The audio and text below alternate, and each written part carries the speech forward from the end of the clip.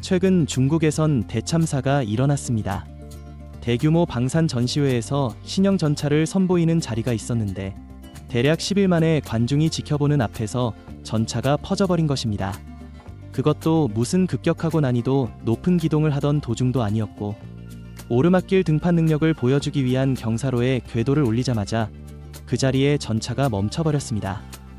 이 전차는 시연 행사가 끝날 때까지 정상 성능을 회복하지 못했고 그대로 후진으로 경사로를 도로 내려와 그 자리에 계속 덩그러니 방치됐습니다.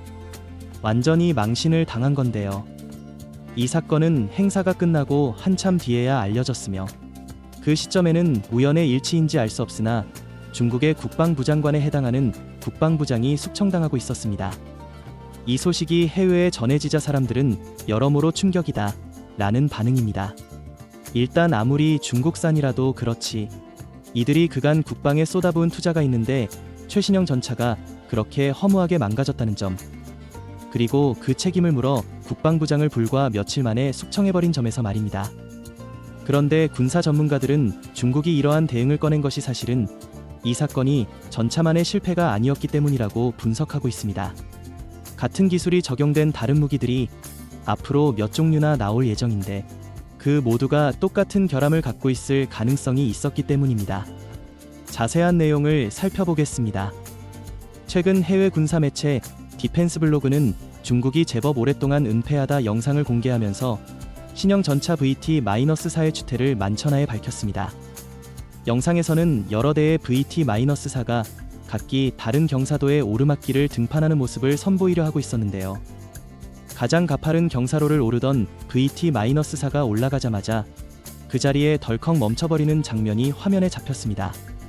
카메라는 황급하게 정상적인 기동을 보이는 다른 VT-4를 따라갔지만 화면 한쪽에서는 여전히 그 자리에 붙박혀서 어쩔 줄을 모르는 고장 상태의 VT-4가 보이고 있었죠.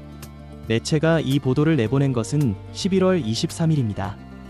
그리고 VT-4가 이런 모습을 보여준 것은 다름 아닌 주하이 에어쇼 기간이었고 주하이 에어쇼는 11월 17일에 이미 행사 일정을 마치고 폐막한 상태였습니다.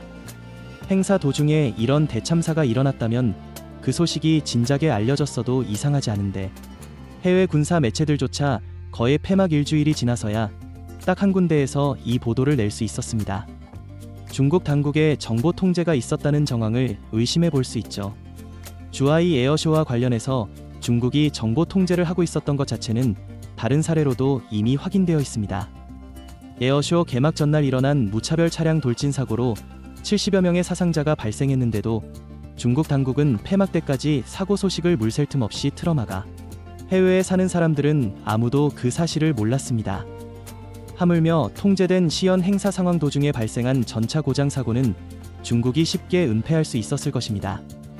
에어쇼 행사가 끝나고 이 보도가 나오기까지 정보가 통제된 약 일주일 동안 중국은 아마도 책임자 색출 과정을 거친 것으로 보이는데요. 그도 그럴 만한 것이 중국 당국은 직전 발생한 대규모 인명사고를 은폐했을 정도로 이번 주하이 에어쇼를 성공시켜야만 한다는 사명감이 있었기 때문입니다.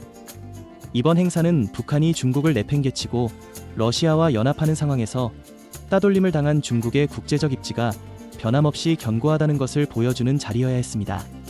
직전 발생한 사고도 그들 나름의 방식대로 잘 처리했고 행사는 순조롭게 진행되는 것 같았죠. 러시아에서 불러온 수호이-57 전투기의 기동 시범도 잘 이루어졌고 자체 개발한 젠-35 전투기도 처음으로 일반에 공개했습니다. 에어쇼에 처음으로 중국 해군도 불렀고 여기서 함재기 전자전기도 보여졌습니다.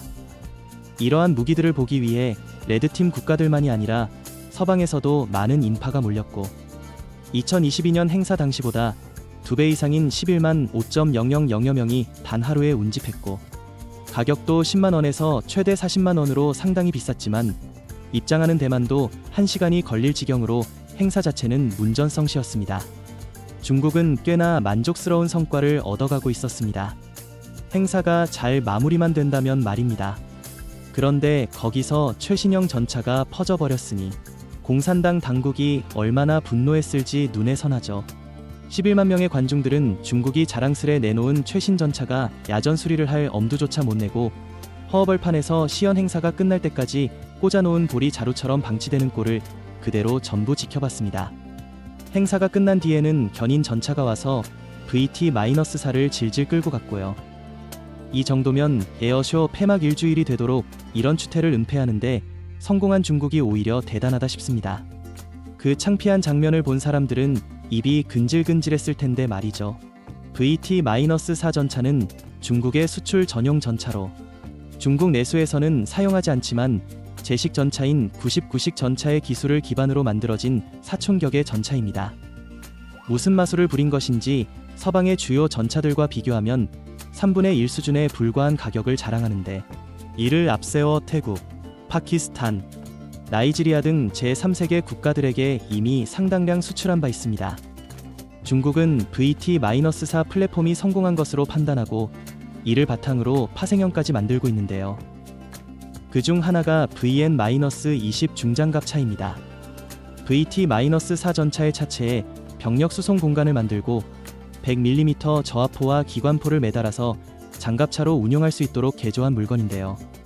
중장갑차라는 이름에 걸맞게 전투 중량이 무려 52톤에 달하고 있어 그 육중하다는 한국의 레드백보다도 10톤이 더 나가는 수준입니다. 차라리 경전차에 가까울 지경이죠. 중국은 이를 레드백과의 경쟁을 목적으로 개발했는데요. VT-4와 마찬가지로 수출 전용 기종이 목적이며 이번 주하이 에어쇼에서 그 실물 차량이 공개됐습니다. 레드백이 호주 사업에서 독일을 누른 것을 상당히 의식한 행보라고 여겨집니다. 그런데 거기서 슬프게도 차체 원본인 VT-4가 보란듯이 경사로에서 퍼져버리죠. 파생형까지 자신만만하게 만들어서 함께 선보였는데 말입니다. VT-4의 신뢰도는 11만 명의 눈앞에서 그대로 사라졌겠죠.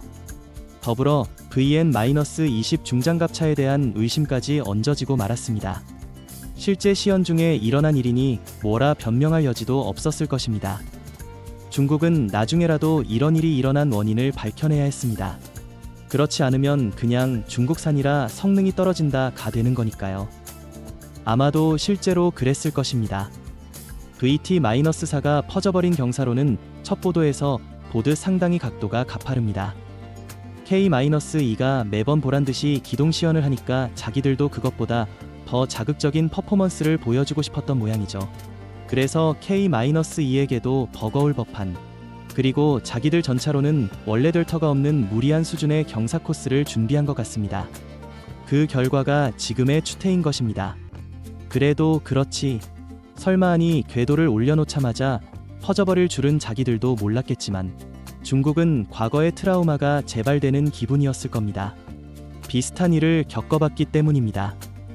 2016년에 96식 전차로 러시아의 인기 행사인 탱크 바이애슬론에 나갔던 중국 팀이 그대로입니다. 전차로 장애물 경주를 하는 대회인데요. 여기서 속도를 높여 장애물을 무시하려는 무리수를 부리다가 도로륜 축이 뚝 부러져서 보기륜이 아예 굴러떨어져 나오는 일이 생긴 것입니다. 당시만 해도 탱크 바이애슬론은 전 세계 밀리터리 매니아들의 축제와도 같은 행사였기 때문에 중국 전차에서 보기륜이 대굴대굴 굴러나오는 부끄러운 장면은 엄청난 놀림거리가 되었는데요. 실제로 이 사건 이후 중국 방산 기술력에 대한 신뢰도는 그렇잖아도 나쁘던 것이 바닥을 치게 되었습니다. 그런데 이번에 또 그런 일이 생겼으니 중국이 극대노하는 것도 이해는 가죠. 96식 같은 오래된 전차도 아니고 제식체,